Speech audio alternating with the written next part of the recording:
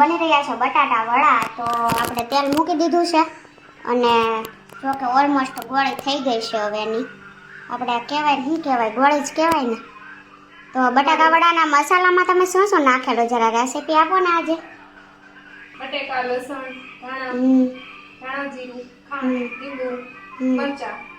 બસ આવું બધું નાખી અને બટાકાની આવી ગોળીઓ વાળી નાખવાની. આ મરચા વગરની મારા મહાશયની મોળી છે, આમાં તીખી છે મરચાવાળી. અને અહીંયા આપણે બેટર રેડી કરી નાખ્યું છે ચણાના લોટનું. એમાં ખાલી મીઠું ને આપણે ધાણા જીરું જ નાખ્યું છે અને આમાં સોડા નથી હોતો ખાવાનો. અને અહીંયા તેલ મૂકી દીધું છે. હવે તેલ આવે ને એટલે મસ્ત આપણે પાડવા માંડીએ. પછી તો મસાલો અને ગોળી રેડી થઈ ગઈ હતી. હવે આપણે આ રીતના પાડીએ છીએ અને આપણા થોડાક બટાકા વડા બની ગયા છે. જો અમે પડ્યા, બતાવો તો મેડમ. જો આટલા બની ગયા છે અને એક ઘાણ હવે કરીએ છીએ આ મોળો નીરવનો. અને બીજા બધા ઘણા છે પાડવાના.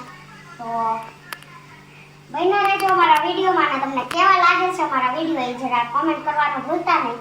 અને વધારેમાં વધારે શેર કરજો અમારા વિડીયોને. તો હવે આપણા બટાકા વડા ચડવામાં છે. ગેસ આવે તેલ આવી ગયું છે વધારે, કાં ગેસ ધીમો કરવો જોશે. તો કોનાથી પરફેક્ટ બટાકા વડાના આ પડે છે, મતલબ ગોળ. ઓલી આપણે આને શું કહેવાય, કુરકુરિયા, મમરી કે એટલે કુરકુરિયા કે બધા એવું બધું કે. તો કોનાથી પરફેક્ટ પડે છે કુરકુરિયા પડ્યા વગરના, એ જરા કહેજો હે ને. કોઈથી નહીં પડતા હોય, કોઈથી જ નહીં પડતા હોય. પણ આપણે ઓલા જે આપણે મેથીના ભજીયા કરીએ ને ચમચીથી પાડીએ ને એમાં કુરકુરિયા ઓછા પડે. પણ આ ચમચીથી ન પડે કેમ કે વધારાનો લોટ હોય ને એના લીધે. તો આપણા જો બટાકાવાળા બનીને રેડી છે મસ્ત. બટાકાવાળા ખાવા માટે બસ મિની બ્લોગ.